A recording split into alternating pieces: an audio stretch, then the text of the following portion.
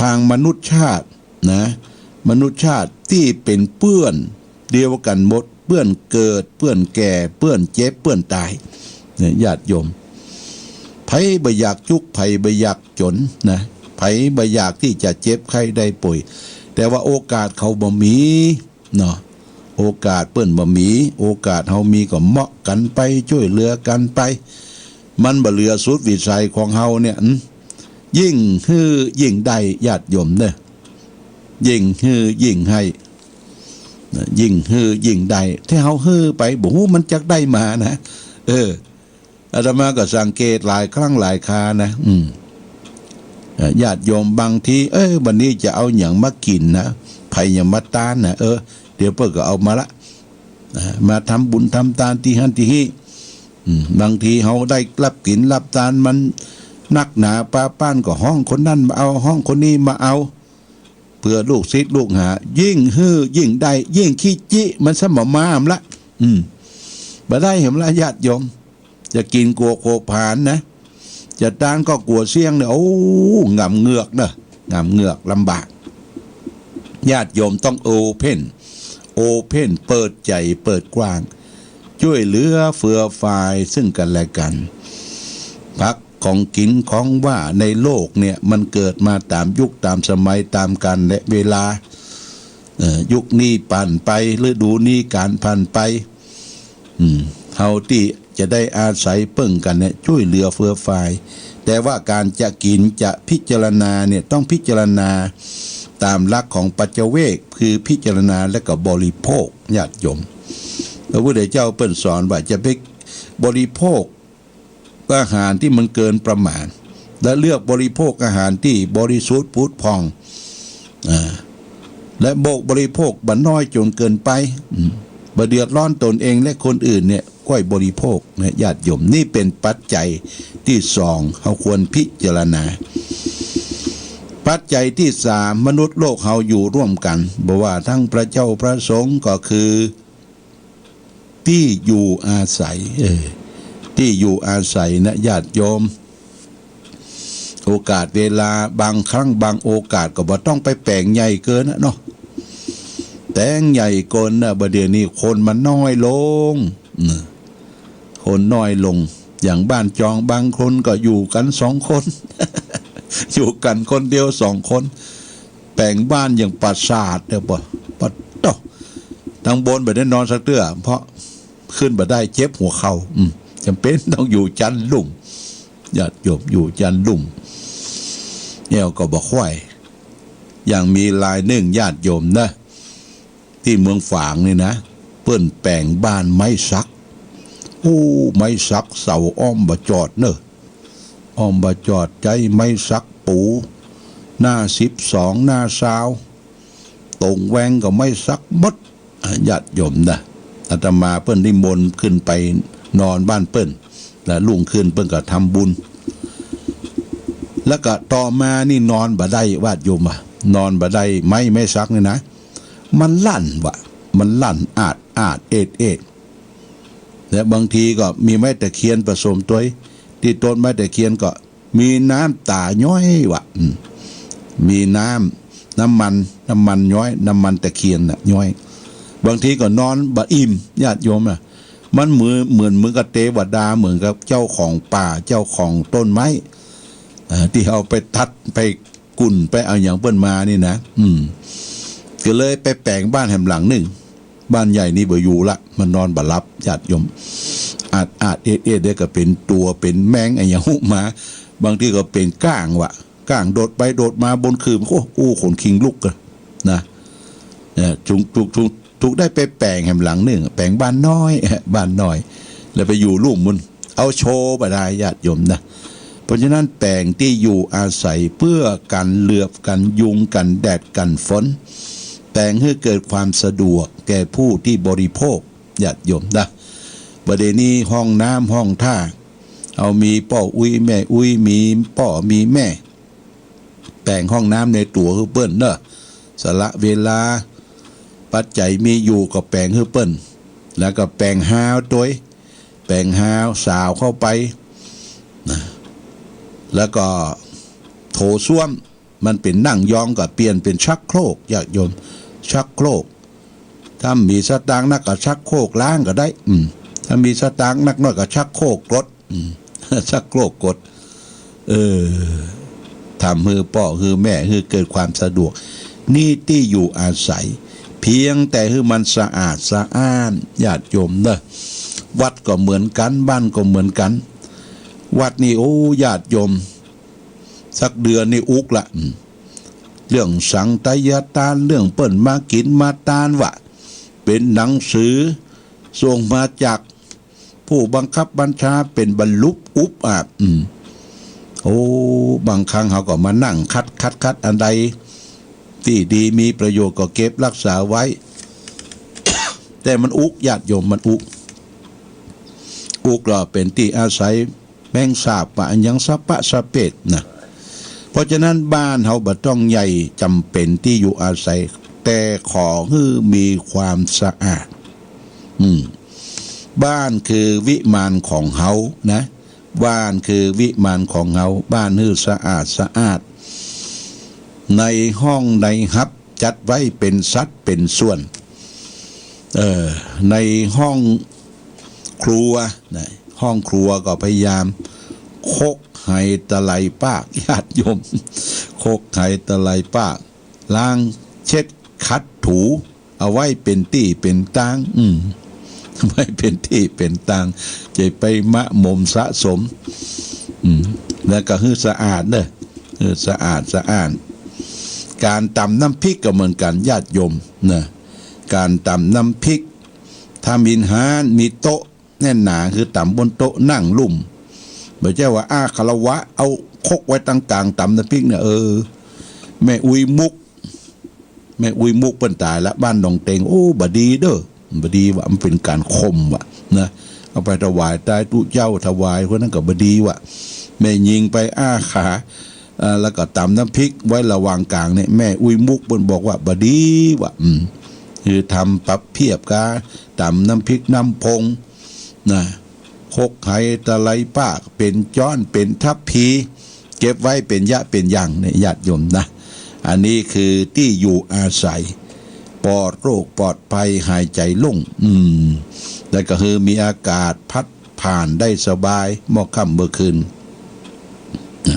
นี่ปัจจัยที่3นะที่เขาอยู่อาศัยจะต้องอยู่แต่พอดีใจแต่พอดีดำเนินชีวิตแต่งบ้านแต่งจองกับมันเป็นดีเป็นศีลกันเลือบกันแดดกันฝนกันอย่างไว้พอดีละญาติโยมปัจจัยสุดท้ายที่มนุษย์คนเฮาที่จะต้องอาศัยก็คือยารักษาโรคยารักษาโรครักษากาย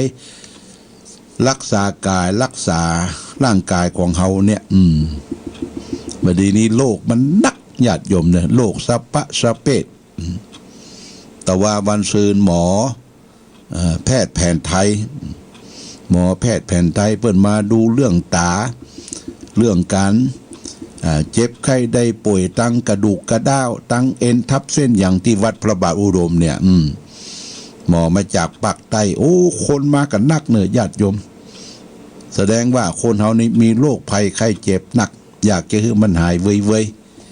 เฮาอยู่อย่างนึกว่าภัยบ่เป็นอย่างนะน้องสลดสลาดไปลุยโรงพยาบาลเต็มตึกอย่างปอยหลวงญาติโยมนะอย่างปอยหลวงแต่ว่าโรงพยาบาลฝางนี่อาตมาก็ได้ปะแพทย์ปะหมอว่าถ้าหันผ้าเหลืองหันตุเจ้าเข้าไปเนี่ยขอช่วยบริการกรรมนะช่วยบริการกรรมท่านผอ.ก็สั่งลูกน้องเช่นหมออิฐหมอพรทิพย์ก็บอกว่าจะช่วยบริการหลวงพ่อหมอเฉพาะทางตั้งฟันตั้งหูตั้งอย่างบางทีเขาเข้าไปนี่บ่จ้างไปญาติโยมบ่ฮู้ว่าไปนั่งที่ไหนเข้าไปห้องใดจอกใดแจ้งใดถ้ามีไผจักนำนะจะต้องอาศัยว่าคนเจ้าหน้าที่บริการประชาสัมพันธ์หันตุเจ้าประสงค์โอ้ใกล้จะจวนเพลฉันเพลละขอลัดคิวไปก่อนนะสุมาเตอะเนาะท่านเปิ้นจะไปฉันเพลละบริการให้ตุเจ้าประสงค์ทางบริบาลโรงพยาบาลฝั่งนี้เปิ้นหูอยู่ ว่าทุเจ้าประสงค์ใจบริการจะอำนวยความสะดวกคือนี่เป็นปัจจัยที่สี่มนุษย์คนเฮายาก็เหมือนกันยานี่มาหลายชนิดญาติโยมเราก็ต้องเลือกสรรพิจารณาอาหารเสริมแหมปตโตจิปาทะประเด็นนะเปิ่นโฆษณาในโทรทัศน์อันใดก็ดีหมดญาติโยมอันกาแฟแหมเนาะกาแฟอย่างมันนักแต่หนักว่าแต่ว่าเปิ้นว่ากาแฟที่ดีสุดก็คือกาแฟธรรมชาติกาแฟดำเนี่ยผสมน้ำตาลผสมน้ำตาลแบบขมๆนะญาติโยมมันก็จะทำให้ปลอดโรคหลายอย่างต่อต้านอนุมูลอิส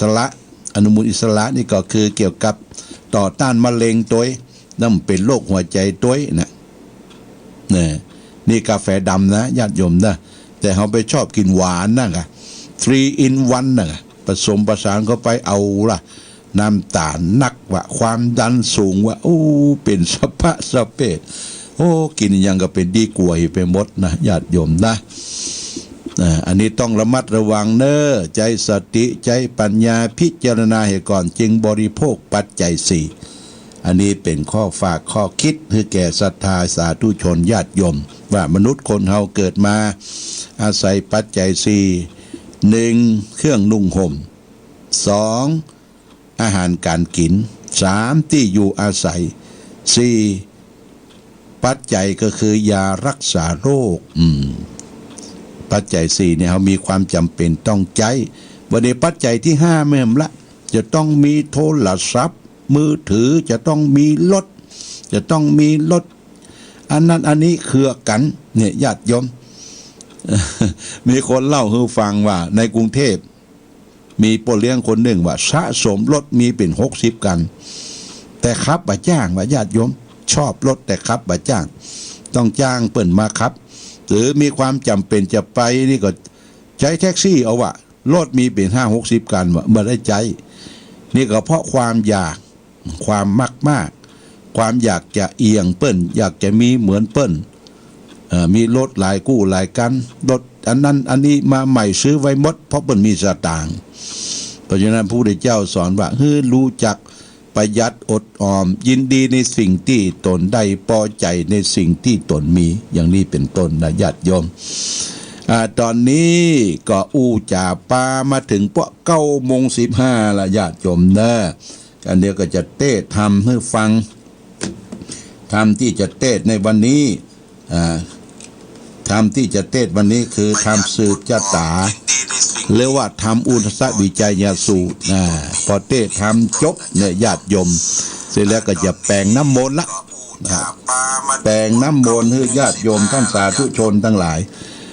ได้มนต์ผ่านทั้งคลื่นวิทยุเนอะไปถึงบ้านถึงจองถึงที่ฮับที่นอนถึงบนหัวญาติโยมเขาก็เกียมนั้นไว้กันเดเต้ทำก็เกียมไว้ละเอาได้ข่าวขาวไปมัดวิทยุแล้วก็ดึงมาเอามามัดที่ขวดน้ำบริสุทธิ์ญาติโยมซื้อไว้เป็นแพ็คเลยนะอันใดที่จะเอาประพรมก็แจ้น้ำขมิ้นซุ่มปล่อยอันใดจะเอาไว้กินไว้ดื่มก็บ่ต้องไปแจ้เนอะเอาใส่ตู้เย็นเวลาจิตไหวใจสั่งนึกถึงคุณพระพุทธพระธรรมพระสงฆ์และก็สัจจะอธิษฐานดื่มน้ำมนต์พระพุทธเจ้าไม่ใช่น้ำมนต์ของหลวงพ่อนะเนี่ยมันก็จะรักษาคุ้มครั่งรักษาโรคภัยไข้เจ็บเราและท่านทั้งหลายเอาละต่อไปนี้ก็จะบ่พักละญาติโยมจะต่อทำอุณหสวิจัยสูตรเป็นธรรมที่เปิ้นเอามาเทศในงานสืบโหราจตาแก่พ่อแม่พี่น้องศรัทธาวัดวาอารามต่างๆเนอะเทศแล้วจบแล้วก็จะทำน้ำมนต์ญาติโยมก็เอาได้เอาฝ้ายมาเอาฝ้ายเอาได้มาโยงวิทยุแล้วก็ไปปันไว้ในสลุงก็ดีในน้ำที่จะดื่มจะใช้ก็ดีณโอกาสบัดนี้นะโมตัสสะภะคะวันโตอะระหะโตสัมมาสัมพุทธัสสะ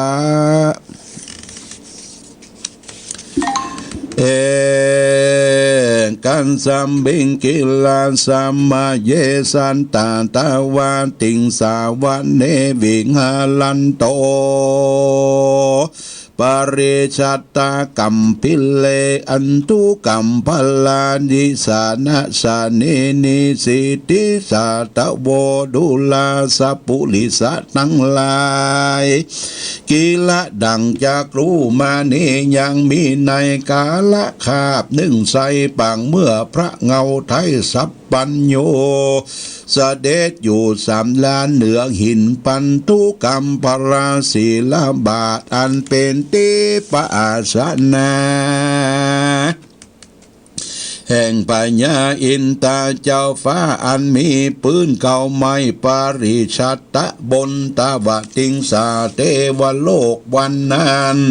ในกาละยามนั้นยังมีเทวบุตรตนหนึ่งชื่อว่าสุปฏิตามีอิทธิฤทธิอนุภาพมักนักก็อยู่เสว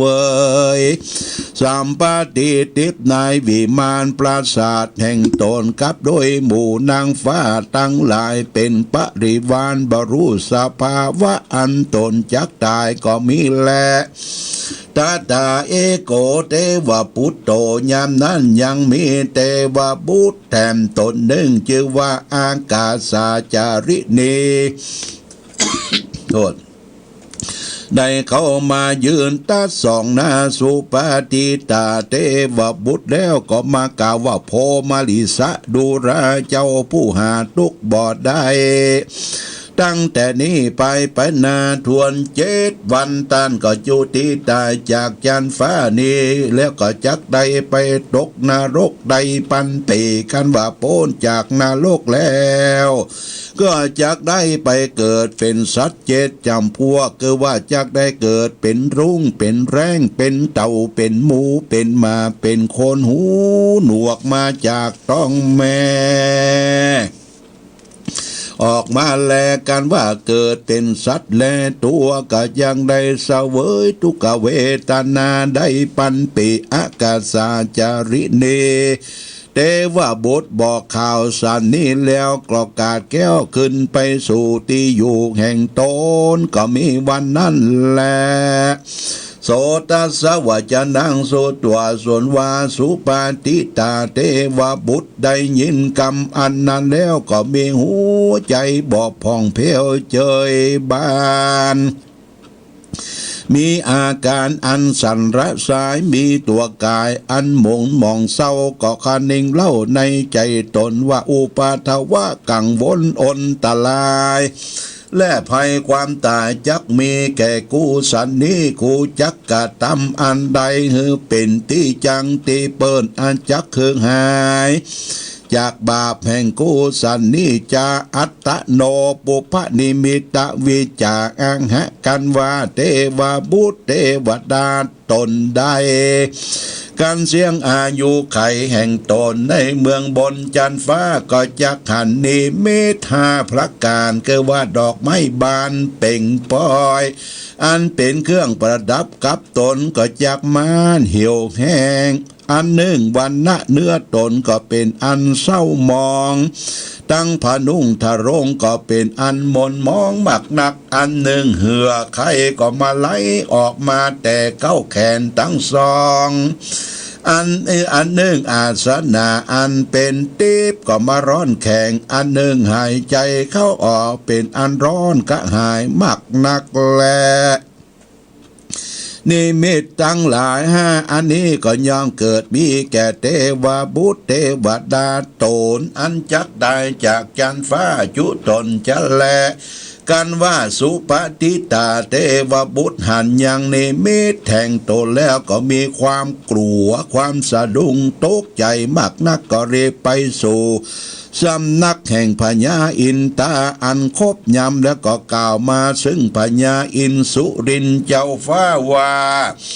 ข้าแด่พญาอินตาเจ้าฟ้าขอจงได้เป็นที่จังที่เพิ่งพอกเตอโอมะมีกว่าสัตตมณีนิวาเจ อีโตจูโตอเวจีนิรโรตั้งแรกแต่นี้ไป7 วันไปนาตัวแห่งข้าก็จากตายจากที่นี้ไปเกิดในอเวจีนรกนานได้ปันปีกันว่าโป้นจากนรกแล้วก็จะได้ไปเกิดเป็นสัตว์7 จำพวกได้ปันปีจูตัวสัตว์ก็มีแลขอปัญญาอินตาเจ้าฟ้าจุงเป็นที่เปิ้งแก่ข้าผู้อันหาที่เปิ้งบ่ได้นี้แดดเตะว่าอันเมื่อนั้นพญาอินตาก็มากล่าวว่าดูลาเทวบุตรเฮยส่วนตนกูนี้ก็เป็นพญามีอิทธิฤทธิมากนักกล่าวว่าจักมาหามเสียยังปาปะกรรมแห่งต้านบอดใดทะเปตัวเต้าเว้นไว้แต่พระพุทธเจ้าตนเดียวหากเป็นที่จังที่เปิ้งแก่เทวดาตั้งหลายเหตุดังอันพระพุทธเจ้าตนนั้นก็เปิ้งว่าจากห้ามเสียยังปาปะกรรมทั้งหลายเหือตานไล่โป้นจากอันตกนรกและได้เกิดเป็นสัตว์ทั้งหลายแต่แลเมื่อนั้นสุปฏิตาเทวบุตรได้ยินกรรมอันไขแห่งพญาอินตาแล้วก็ไว้สาวาข้าแด่พญาอินตาเจ้าฟ้าขอเจ้าจุงนำเอากรรมอันนี้ไปไว้สาถามพระพุทธเจ้าตนนั้นเถอะว่าอันแล้วก็จวนกันถืออันยังเข้าตอกดอกไม้ของหอมอันเป็นติบล้ำไปสู่สำนักพระพุทธเจ้าแล้วก็ปูชาพระพุทธเจ้าโดยเครื่องของหอมไว้พระพุทธเจ้าคารวะครบยำแล้วก็นั่งอยู่ที่กวนแก่ตนนั่นแหละก็ไว้สาถามพระพุทธเจ้าว่าปันเตภะกวาคาแด่พระพุทธเจ้าอันว่าเทวบุตรตนนี้ตั้งแรกแต่นี้ไป7 วันไปนาก็จางโจดีตายจากจานฟ้าที่นี่แล้วก็ได้ไปตกนรกได้เสวยทุกขเวทนามากนักกันปนแล้วก็จะได้ไปเกิดเสร็จเป็นสัตว์7 จำพวกคือว่าเป็นรุ้งเป็นแรงเป็นหมูเป็นหมาเป็นเต่าเป็นคนหูหนวกมาแต่ตาบอดมาแต่ต้องแม่เป็นสัตว์และตัวก็ได้ปันปีข้าขอไว้สาถามเพื่อใครรู้ยังกรรมวิบากแห่งเทวบุตรตนนี้ขอพระกล่าวจี้เทศนาไข่ป้องเตว่าอันอาทะสัตตาเมื่อนั้นพระพุทธเจ้าก็เทศนา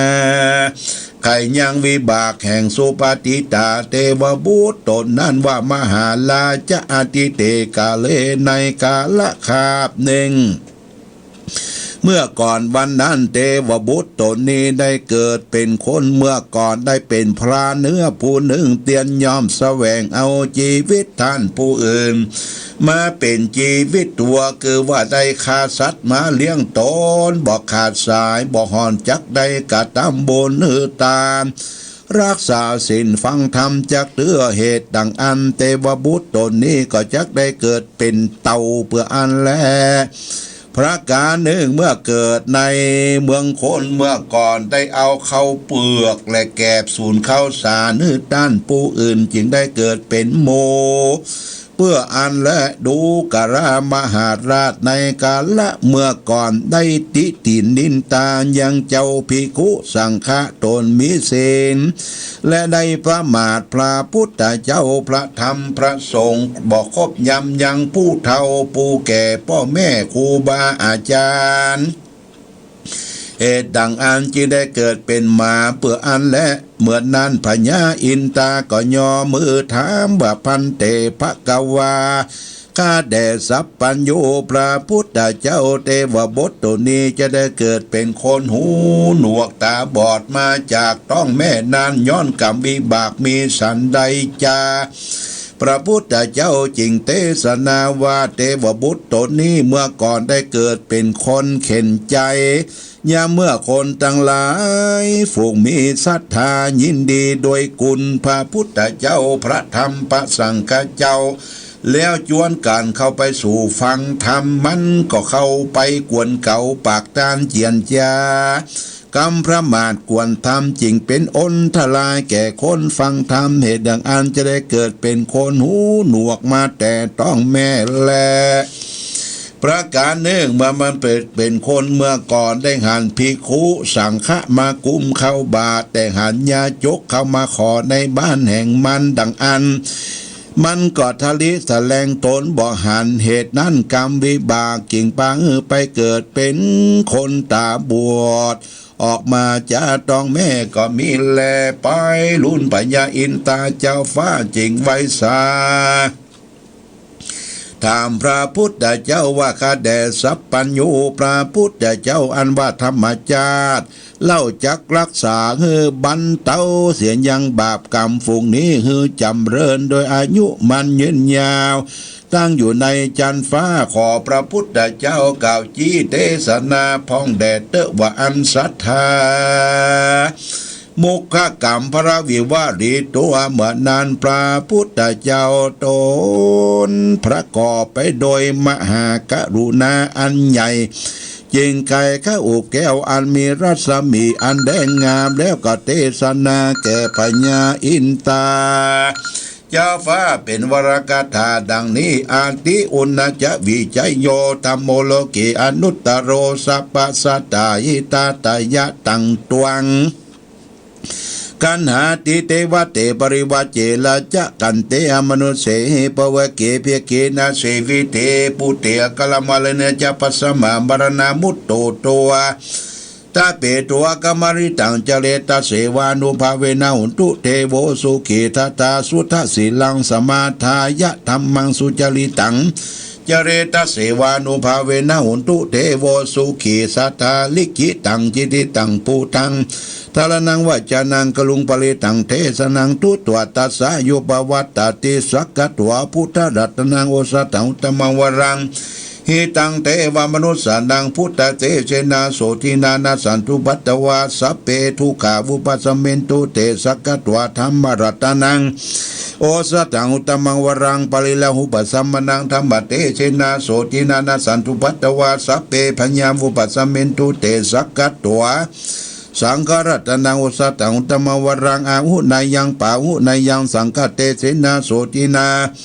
นาสันตุปัตตวาสัพเพโลกาวุปัสสเมนตุเตเพสัจจังเทวมนุสนังกดุกังติติตังละสังอัมพิลัง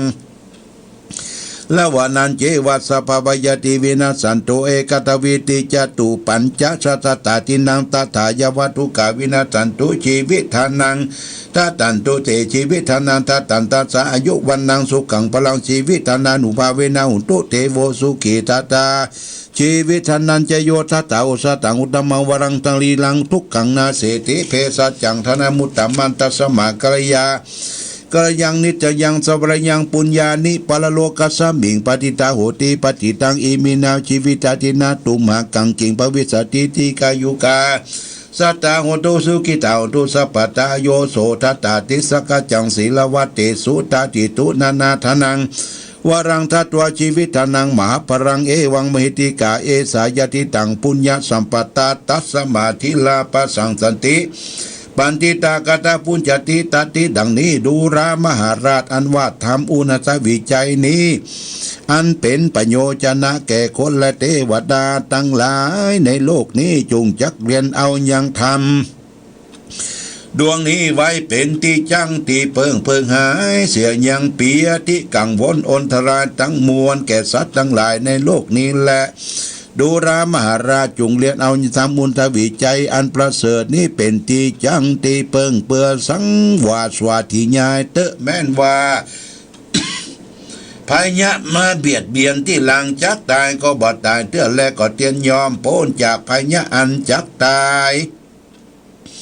ในกาละบอกวันตายเตื้อนั้นแลตาเปิดตัวตาเว้นไว้แต่อันเท่าแก่ข้ามข้าชลาหลีกโพ้นบ่ใดแต่แลก็โดยเตจะอนุภาพแห่งธรรมอุณสวิจัยนี้ยิกีตังจิริตังภูทังตาลนวัจานังกลุงปริตังเทศนาทุตวัตสะอายุบวัตติปุกละยิงใจฝูงได้แต้มได้เขียนได้ปูจาไว้สักการะปูจาไว้คืนใจสังวาสวาธิญายแม้ได้ฟังท่านผู้อื่นฟังก็ดี ปุกระผู้นั้นเตียนยอมจำเริญโดยอายุมันยืนยาวอยู่เย็นเป็นสุขมากนักจะแลสกัดตัวพุทธรัตนังดูลามหาราชคนและเทวดาทั้งหลายผู้ใดได้ปูชาไว้นบคบยามดังพระพุทธเจ้าเทศนา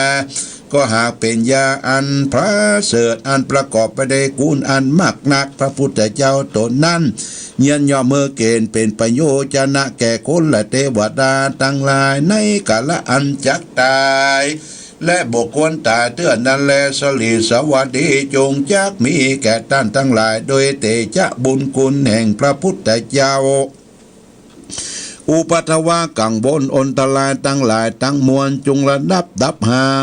ยไปเสียงแก่ท่านทั้งหลายเตสักกัตวาธรรมรัตนังดูราเทวดาทั้งหลายอันว่าท่านผู้ใดได้ปูชาสักการะไว้นบคบยำฟังธรรมพระเจ้าอันประเสริฐอุดมยิ่งนักเตียนย่อมเมื่อเป็นประโยชนามากนักภาษาธรรมหากเป็นยาอันอุดมยิ่งนักแต่แลอุปัฏวากังวลอนทลายทั้งหลายด้วยเตจภาษาธรรมเจ้าอันว่าความร้อนกระหายจุงระดับกับหายจากท่านทั้งหลายเตสักกตัวสังฆลัตตานังโอสถังอุตตมาว่าพระสังฆเจ้าควรรักษาเอาทานอันประเสริฐอันควรและเทวดาทั้งหลายหากนำตั้งไว้บูชาแล้วยังแก้วต่างสามด้วยเตจาต่างแห่งพระสังฆเจ้าอันว่าสลีสวัสดีจุงจักมีแก่ท่านทั้งหลายจุตนจุโคจุผู้จุคนเตออันว่าอุปัฏวากังวลเปียติทั้งหลายจงได้กล่ำดับกับหายตั้งหลายตั้งอัตตาแก่ท่านตั้งหลายทุกเมื่อเดลีดูลาเทวดาตั้งหลายจงเรียนเอายังทำชื่อว่าอุณสวิจัยญาสูตรดวงนี้เป็นที่จังตีเปิ้งเตอะเตียนยอมโป้นจากภัยยะแต่ผียักษ์ผีเพศผีเขนพ้นจากกรรมเว้นและภัยยะอันเกิดแต่น้ำไฟเสือโคงเสือเหลืองจ้างร้ายงัวร้ายงูปิดร้ายจังมากระทำร้ายบ่ได้สักเตือดูลาเทวดาทั้งหลายผู้ใดเข้าชีวิตเป็นตาเขาน้ำนักเต้าคิงเป็นตาหายาหายพญาตเป็นตาและสัตว์ผู้อันตรงทุกขเวทนาลำบากดังอันหนึ่งเล่าแม้นว่าสัตว์ตัวใดเปิ้นจักเอาไปฆ่าตายแล้วก็เอาไปปล่อยเสียพ้นจากที่ทุกที่ผ่านดังเขาทั้งหลายฝูงนั้นเชื่อว่าชีวิตเป็นต้านและอันว่าความสวัสดีสวัสดีจุงมีแก่ท่านทั้งหลายแม้นว่าเป็นเปียทิวันหนึ่ง2 วัน3 วัน4 5 6 7 วันก็ดีก็หากลำดับกลางหายแก่เสียแก่ท่านทั้งหลายด้วยเตจะบุญอันท่านเข้าชีวิตเป็นต้านและอันว่าความสวัสดีจงจักมีแก่ท่านทั้งหลายแด่เตสักโกอันว่าพญาอินทราเจ้าฟ้ากันได้ยินธรรมเทศนาแห่งพระพุทธเจ้า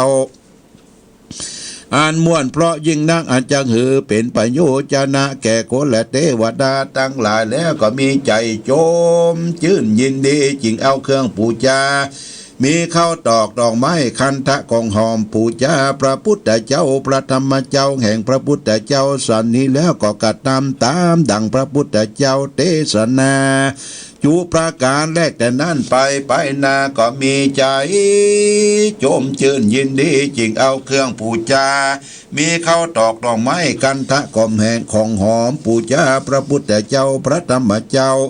แห่งพระพุทธเจ้าสันนี้ก็กระทำดังพระพุทธเจ้าเทศนามาจุประการแรกแต่นั้นไปนาอันว่าสุปฏิตาเทวบุตรตนนั้นก็ได้พ้นจากทุกข์กังวลอันตนจักได้ไปเสวยก็อยู่โดยสุขสวัสดีมีอายุมั่นยืนยาวบ่ใจน้อยทลาบต่อเต้าเสียงในละวากละแหวงแห่งพระพุทธเจ้าตั้งซองกันอันว่าอายุยืนแห่งพระเจ้าเรานี้ต่อเต้ารอดพระอริยเมตไตรตนจักลงมาเป็นพระในโลกไปนานี่แลเทวบุตรตนนั้นก็จะได้ถึงนิพพานแต่แลพุทธานุภาเวนะธรรมานุภาเวนะสังฆานุภาเวนะสัพเพเตโลกาสัพเพเตอุปัตตวะสัพเพเตกาโรวินาสันตุด้วยเตจะอนุภาค แห่งพระพุทธเจ้าพระธรรมเจ้าพระสังฆเจ้าและโดยเตชะศีลอันใดหือตานเข้าชีวิตเป็นตานอุปัตวะกังวลอนทลายอันเกิดมีแก่เทวบุตรตนนั้นก็ละนับกับหายไปเสียงตามดังพระพุทธเจ้าหากเทศนามานั่นก็มีแลพญาอินตาเจ้าฟ้าสุปฏิตาเทวบุตรตนนั้นก็ไว้สาอำลายังพระพุทธเจ้าก็สัจจะทิฏฐานโดยอันครบยามด้วยติเต้า5 แห่งก็เสด็จไปสู่ที่อยู่แห่งตนโดยอันโจมชื่นยินดีก็มีวันนั้นแหละเทศนาปริโยสเนในเมื่อแล้วพระธรรมเทศนาอุณหัสวิจัยนี้ส่วนปริษัทดังหลายก็ได้ถึงธรรมวิเศษมีประเภทว่าโสตาสติตากาอนาคาอรหันตาตามบุญโสมพานแห่งตนก็มีวันนั้นแหละอุณสวิจัยโยนิธิโตขีญาเตสนายังทำอุณทวิจัยสูตรก็บังโกมสมเร็จเสด็จญาติโยมท่านสาธุชนได้ฟังธรรมสืบชะตาเนอะสืบชะตาอายุโปนเหตุเพศภัยอุปัตวะกังวลอนทลายทั้งหลายทั้งปวงจบไปเป็นที่เรียบร้อยต่อไปก็จะได้ปั่นน้ำมนต์ละญาติโยมนะตั้งใจรับน้ำมนต์เสร็จแล้วก็เหลือสัก10 นาทีก็จะเปิดสายสุดท้ายเนาะเอาน้ำมนต์นี่ก่อนเด้อสักเกกาเมจารุเปคิลิสิกลาตาเตจันตเรเควิมาเนทิเปลาเตจักาเมตลวนาคาเนอารามวัตุมิเกเตภูมิธาจโยจตุโรกาปารยาจายามะราชา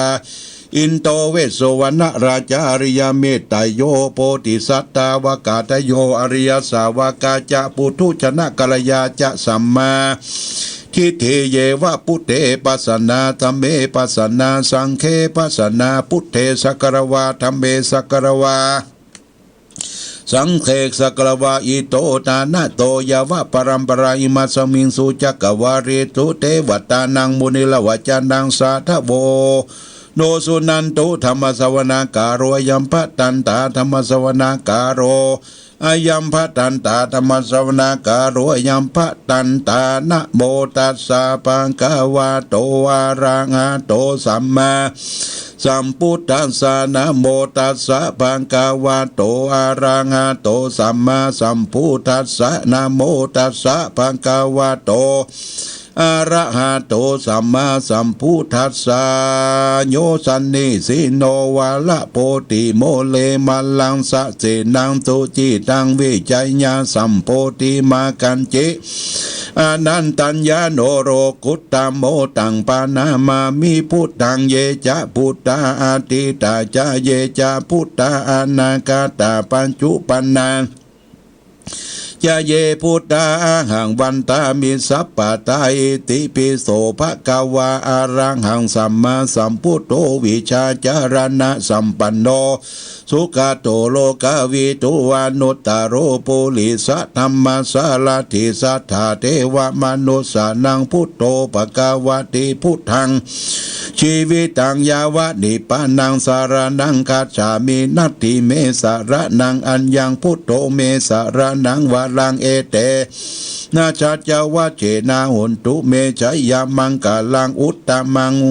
วันเตงหังปาตะปังสงวารุตตมังพุทเตโยชาลีโตโทโสพุทโธคามาตุตังมังอาตังคีโกอริยปโตชนะนังโมคคปเวสัญญาอุสุจะมังโคธรรมโมอัญญังสันติการุปานิโยนิยานิโกตังปานามามิธรรมังเยจะธรรมาติตาจะเยจะธรรมาอนาคาตาปัญจุปันนาจะเยธรรมาอังหังวันตามิสัพพตาสวากขาโต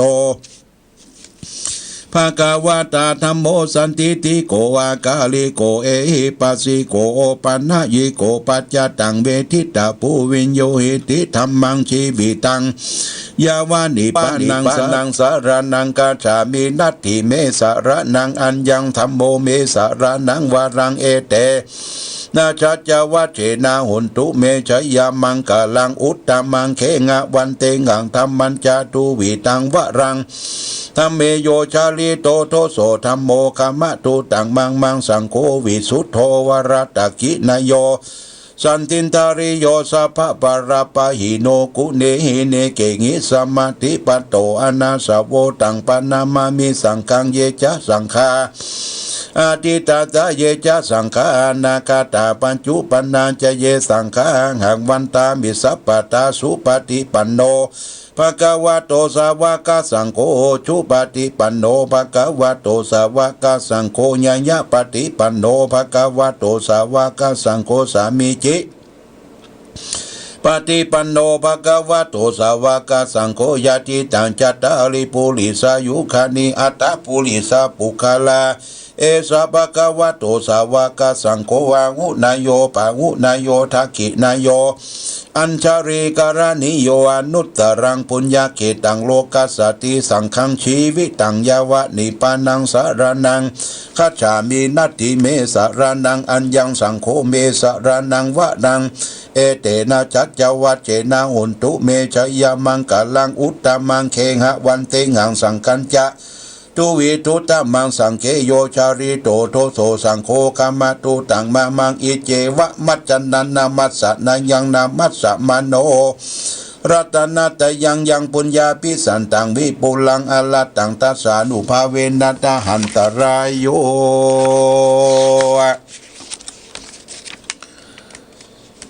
นะโมเมสัพพะพุทธาสัพพะพะเทวันนังสัพพะการหะจะเทวานังสุริยันจะปะมุนจะสสิภุโมจะเทวานังวุโตระปังปวิชติชีโวสุกโรจะมหาลาพังโสโลละโหเกตุจะมหาราพังสัพพะปัญญังวินาสันติสัพพะทุกขังวินาสันติสัพพะโรกังวินาสันติลักขณาอาหังวันตามิสัพพตาสัพเพเทวามังปารยันตุสัพพตาเอเตนะมังคาราเตเจนะสัพพะสุธีภวันตุเมยันตุนิมิตังอาวามังคลัญเจโยจามานาโปสากุณาสะสะโตปะปะกะโหทุสุปินากันตังพุทธานุภาเวนาวินาสัมมินโตยันตุนิมิตังอาวามังคโลจามานาโปสากุณาสะสะโตปะปะกะโหทุสุปินากันตังธรรมานุภาเวนาวินาสัมมินโตยันตุนิมิตังอาวามังคลัญจามานาปุสากุณาสะสะโตปะปะกะโหทุสุปินากันตังสังฆานุภาเวนาวินาสัมเมนโตอาติอุณาจะวิจโยธมโรเกอนุตตโลสัพพสัตตาหิตตายะตังตวงขันนาหิเตวเตปริวะเจละจักกันเตอมนุเสภวะเกปิยเกนะเสวิเตปุเตอากัสสมารเนจะปัสสมาบารณามุตโตตะปิตวากามจาริตังจาริตาเสวะอนุภาเวนะหุนตุเตโวสุกิตตาสุทัสสิลังสมาทายะธรรมสุจาริตังจาริตาเสวะอนุภาเวนะหุนตุเตโวสุกิตตาลิกิตังจิริตังภูตังทารานังวัจนังกลุงปะเลตังเทสนาตุตวสัสสะอายุปวัตตติยานิทัพพุตานิสัมมากตานิภุมานิวายานิวะอันตะเลเกตตากตังเทวมนุสสตุติตังพุทธานามัสสมาสุวัติอุนโตยานิทัพพุตานิสัมมากตานิภุมานิวายานิวะอันตะเลเกตตากตังเทวมนุสสนังธรรมสมานาติตัสสมาสุติภวันตุเตยานิทัพพุตานิสัมมากตานิภุมานิวายานิวะอันตะเลเกตตากตังเทวมนุสสปุติตังสังฆสมัสสมานุวัติรูรัตนะสุตังอธิโลเกศิลากุโนสัจจังโสยยานุตยาเตนะสัจเจนะกังหามิสัจจกิริยมนุตตะลังอวชิตวธรรมะพลังชลิตวบุพเกสิเนสัจจปรมมัสสยาสัจจกิริยามหาสตังสันติปะขาปัตตนาสันติปัตตาวัญจนามาตาปิตาชเนกันตังชะตะเวตาปฏิกามะสหัสเจปเตมหังมหาปัจจลิโตสิเขวัตสีสิโสรสากลิสิอุตกังปัตตวายะตาสิเกสัจเจนะโมเอสามิสัจจบารมีติสุโขปุถานังอุปโตสุขัสสะธรรมเทศนาสุขสังกัสสะสามังคีสมัคคันนันตโพสุกุขติโยเสโตสเนตสัมบิญิโคตปติชายิโนวิชาจารณะสัมปันโนโสเสโตเทวมนุเสเทวตาปฏิอติโตลติมาปฏิจันสิมาสนะโตกติโยตาปฏิสยิตาปฏิพระมโนสัพพะโหระตังพุทโธตาปฏิเตสะสาอโรคะญา ปรมาลาภาสันตุติปรมังทานังวิสสาสาปรมายาตินิพพานังปรมังสุขังจบญาติโยมวันนี้ได้ทั้งธรรมอุณสวิจัยญาสูตรและก็สวดมังคละมงคลบทสวดอันสำคัญปันเป็นน้ำมนต์ให้แก่ญาติโยมท่านสาธุชนได้นำไปสละสลงไปอาบไปกินไปใจในช่วงนี้ก็ยังเหลือเวลาแห่งประมาณสัก15 นาทีจะถึงเวลา22 นาฬิกาในช่วงนี้ก็จะได้เปิดสาย อูจาศรัทธาญาติโยมว่าไฟพังฟ่องนะญาติโยมไฟได้ฟังพ่องเนาะอูได้จาทักทาประสัยกันมาโอ้เกือบจะ2 ชั่วโมงเลยญาติโยมเนี่ยได้อูได้จากันได้สาธยายมนต์ต่างๆปันให้แก่ศรัทธาสาธุชนญาติโยมในช่วงท้ายรายการเด้อโทรเด้อญาติโยมไปฟังที่ใดพ่อง0819515864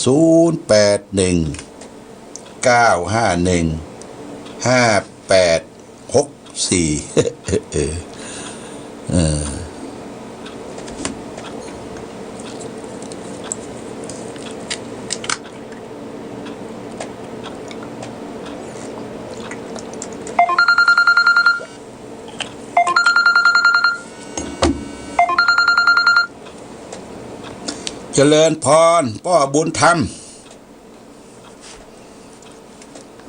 ได้ยินก่อบ้าน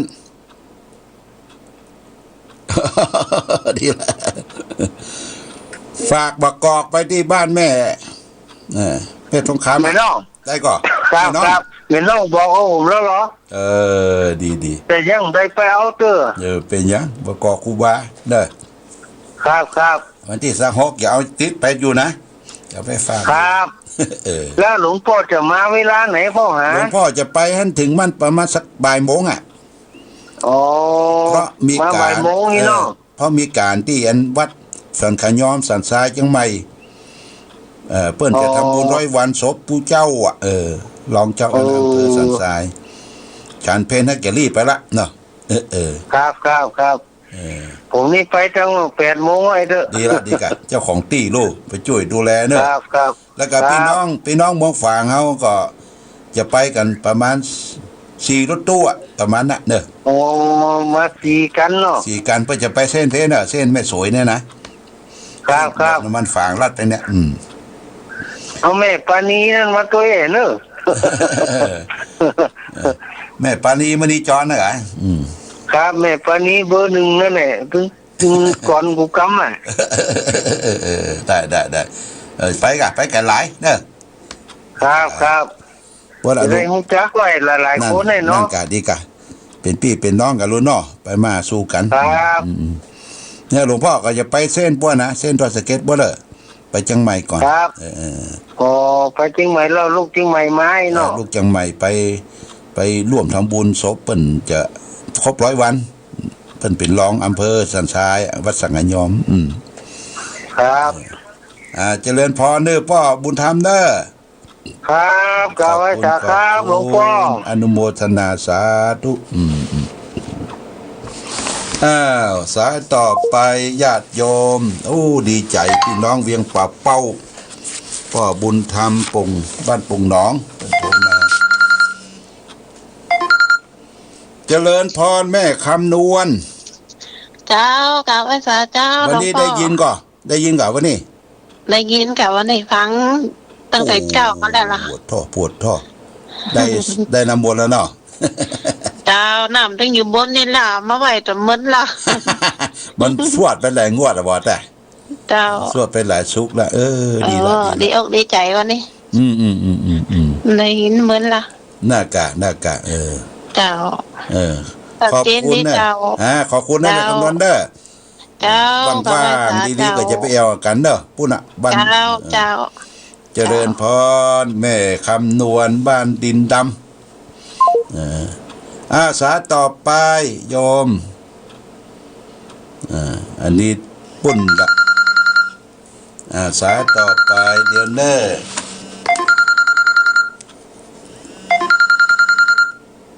คุณ65ฮัลโหล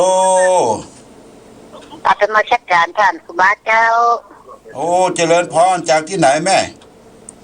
เอาเจ้าจากพะเยาแบบพะเยาแม่ยังแม่ยังหวังเจ้าเป็นหวังแม่ยังแม่ยังชื่อแม่ยังแม่ดวงแม่ดวนบ้านยังแม่ดวงมันตำดุกโกกบ้านเอาน้ำบนมัน4 ขวดกันคืนนี่โอ้ดีละวันนี้ฟังชัดเจนนี่บ่ทางบ้านเฮาเอาชัดเจนจัดดีอ่ะโอ้ดีละอนุโมทนาโมทนาอยู่ดีมีโชคเนอะแม่ดวนเนอะเจ้าแม่ดวนนี่กะทั้งผัวชุกละถ้าถึงว่าชุกกันทำน้ำมันละเมื่อสุกที่เลยโทษเมื่อสุกที่แล้วบ่ได้ออกสดเนาะนี่ออกสดขอบคุณนะแม่เด้อขอบคุณเด้ออยู่ดีมีสุขมีโชคปีใจอยู่มั่นขวัญยืนบัดดีสายต่อไปยังมีเวลาแห่งประมาณสัก5-6 นาทีญาติโยมดีใจวันนี้ตังไก่เปิ้นได้ฟังธรรมได้รับน้ำบน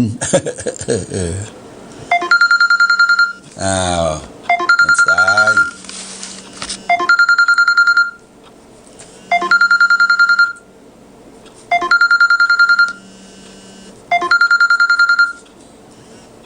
ฮัลโหล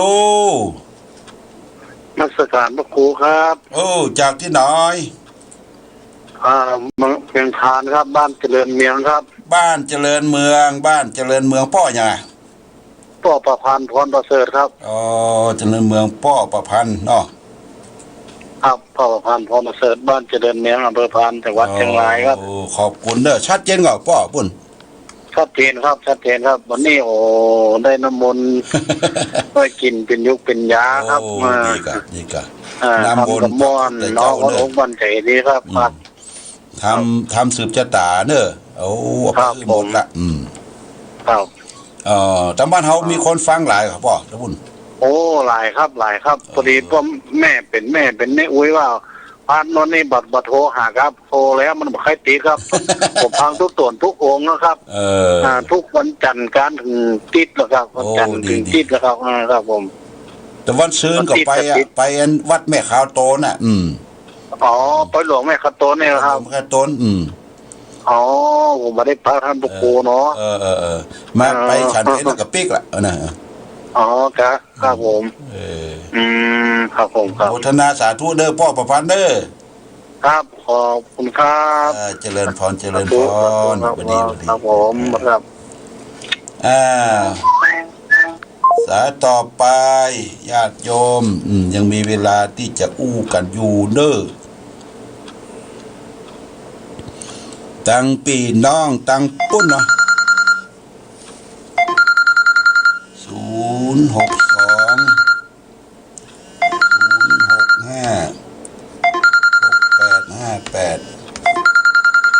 ฮัลโหลข้าพเจ้าจากที่ไหนแม่บัวขามกระจางเรียงหนองรองแม่เรียงหนองรองเจ้าแม่บัวขามเนาะเจ้าแม่บัวขามจีนกระจางเรียงหนองรองฟังสักเจนเด้อเมืองหนองรองน้ำมนต์ก็ได้แล้วดีวันนี้เจ้าน้ำมนต์ก็ได้แล้วก็ฟังกับสักเจนเด้อเป็นกำลังใจเด้อเรื่องหนองรองมาอันนี้ไก่ก่อนมาที่บ้านที่วัดปากตางเดินไก่ก่อนมากันไก่ก่อนลูกจากบ้านมันเดี๋ยวก็วัดมันได้น้อยวัดปากเจริญมันมาแห่งประมาณสัก4 กิโลนะเจ้ากี่กิโลเจ้า4 กิโล4 กิโลเจ้าวันพุธจะส่งบกกอกไปที่วัดปากตางเจริญเด้อที่อาจารย์เป็นยงนะเจ้าอาจารย์พระครูพิวัตรบอกกอครูบานะเด้อไปก็ได้กับไปเอาคน2 แกน 3 แกน ไม่ใช่เด้ที่อาจารย์พระครูอภิวัตรกะวัดปากตางเจริญหูตางที่โพสต์มาดูเนาะหูตางก็โพสต์มาวัดปากตางเจริญน่ะอ๋อโพสต์เปิ้นข้ามต้าอย่างมันล่องไม่เคยเนาะ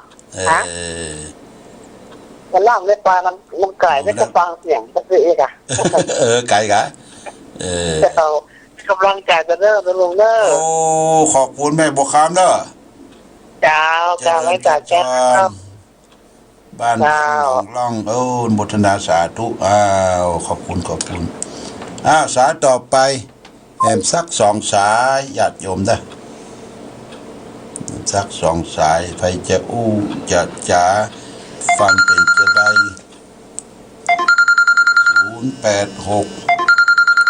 182 4081ฮัลโหลหลวงพ่อครับวัดสาครับผมจากที่ไหนป่อจากเรื่องของร่องพ่อหลวงสมบัติบ้านดงหลวงครับอ๋อเด้อพ่อหลวงสมบัติบ้านอย่างบ้านดงหลวงครับบ้านดงหลวงเอาชัดเจนเหรอพ่อได้ฟังวันนี้เนาะโอ้ชัดเจนดีครับหมดดีฟังหลวงพ่อได้น้ำมนต์ก่อนได้น้ำมนต์ก่อนเขาได้แก่ปวดท้องน้ำมนต์หนึ่งแต่เนี่ยมนตนาสาธุเนอะเอาบกกอกแกไปลืมบกกอกเด้อมีที่บุญน่ะมีที่วันพวกจะส่งเคอรี่ไปที่วัดปากตางเจริญน่ะไกลกว่าป่ะทำบักไก่ได้ไหมครับสัก10 กว่ากิโลไปถามที่พระครูไปหยิบประชาสัมพันธ์เด้อคน2 แก่น 3 แก่นนะไปกินบอกกอกคูบาน่ะกอกน้อยนะแก่น้อยนะอ๋อครับปีนี้ได้กินสักแก่น 2 แก่นอมดอกครูบาเปิ้นมาปลูกไว้นี่เนี่ยครูบาศรีวิจัยเนี่ย95 ปีแล้วเขา95 ปีแล้ว95 ปีแล้วครับหลวงสมบัติเคยมาฟังว่ะเกิดจากมาหนุ่มพอแล้วเตี้ยนะมักตานเตียนปีก่อนที่นั่งใกล้หลวงพ่อนะแกน่าโมทนาสาธุดีละพอละครับอย่าเด้อบรบกวนแล้วครับวัดสาธุเจริญพรอยู่ดีมีสุขเนอะครับ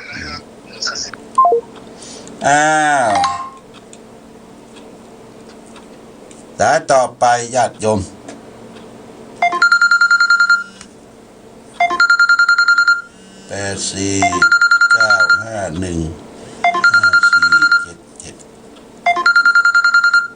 เจริญพรว่าจากเจ้าตุงจากที่ไหนแม่โทรมาจากมะแจ่มเจ้าแม่หยังชื่อหยังแม่หยังรุดไปละแม่แจ่ม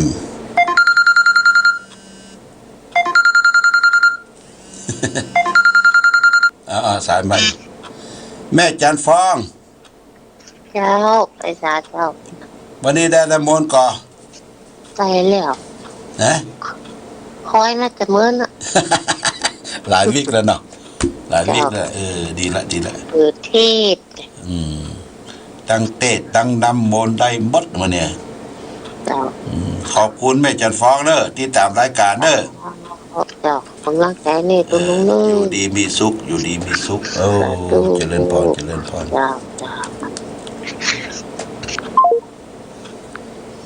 แม่แจมเข้ามาใหม่ตะเกียแม่แจมมันลุดไปแม่แจมแม่อย่างแกเต็กว่างกำเหรอไปพดบุญแม่น้อยสุขสบายบัดดีแม่น้อยโทรยากจังเลยหลวงพ่อโทรยากเหรอตีละแม่น้อยสุขสบายแม่ได้ยินเสียงหลวงพ่อจะเอาบกอกมาฮือส่งมาฮือแม่ของรอไปเอาบ้านที่แม่นั่นกะแม่หยังใกล้ๆก่อนไหนบ้านปงเฉลียแม่หยังโอ้ยแม่อยู่เพ่ก่อนนะขัดจานเนี่ยเดี๋ยวพูดเนอะวันที่26เนอะแม่เนอะ26ไปไหนประจัน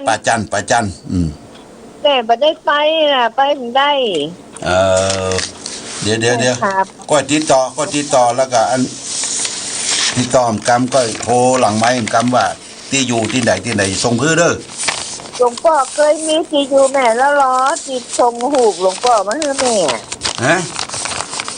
ที่หลวงพ่อทรงหูบมาให้แม่มันน้อยสุขสบายอ่ะ แม่น้อยสุขสบายเอาใหม่หน่อยบ้านเลขที่เลขที่ยัง 157/1 ฮะ 157/1 57/1เอาตำบล เจ้าบ้านหนองบัว ตอหนองบัว เจ้าบ้านหนองบัว บ้านหนองบัว เจ้าหมู่10หมู่ตำบลแม่เจดีย์ 10แม่เจดีย์ อำเภอเวียงป่าเป้าจังหวัดเชียงราย เวียงป่าเป้า เจ้า ชลอ เชียงราย รหัสไปนี่หยัง รหัสไปรษณีย์25อะไรอย่างก็ สิหยังเดี๋ยวก็เซาะเด้อ ครับ ฮะ เจ้าก็หลวงพ่อก็มีที่อยู่แม่อยู่ที่ส่ง เดี๋ยวเซาะหามัน ว่าส่งมาให้แม่อยู่เนาะ เดี๋ยวก็เซาะหาเด้อเดี๋ยวส่งไปเด้อพอดีเด้อ เจ้าค่ะไว้สาเจ้าค่ะ บัดดี เองพิสถานีคือแล้วนะเองพิสถานีคือแล้วเองพิสถานี ญาติโยมแม่แจมแม่แจมตะกี้บ่ได้อู้กันสักกรรมโทรเข้ามาหลังไมค์ก็ได้เด้อพี่น้องแม่แจม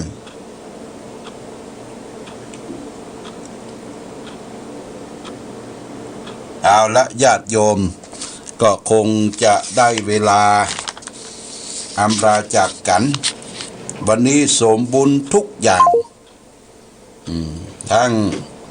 น้ำมนต์ทั้งเทศธรรมทั้งแสดงธรรมอู้จ๋ากันก็เป็นนะว่าเดี๋ยวรับสายนี้ก่อนฮัลโหลจากที่ไหน จังมอ ฮะ จังมอ มอนปินแม่มาเอาขี้เล็ก แม่มาเอา เอาพรมเลยเนาะหลวงพ่อน้ำมนต์อ่ะ โอ้เอาพร้อมกันเอากินเอาพร้อม น้ำ กั จุ่ น มปล่อยอย่างจ้ะเจ้ามีไฟตัวมันมือให้ร้อนเลยเนาะ สุดยอดชนยอดว่ะวัตถุปฏิบัติธรรมอยู่นะเจ้ามีมาเด้อผู้ เจ้าเจริญพรเด้อ เจ้าเจริญพร จ้าไปสา เอาละญาติโยมท่านสาธุชนทั้งหลายโอกาสนี้ก็ขอโอกาสอำลาญาติโยมสาธุชนไปก่อนโอกาสหน้าสุขหน้าปะกันทำไมปะกันทำไมขอความสุขความสวัสดีจงมีแก่ญาติโยมสาธุชนทุกท่านขอท่านทั้งหลายจงมีความสุขความเจริญประกอบไปด้วยอายุวรรณะสุขภระคุณแม่จันโสมณิจักว่าใด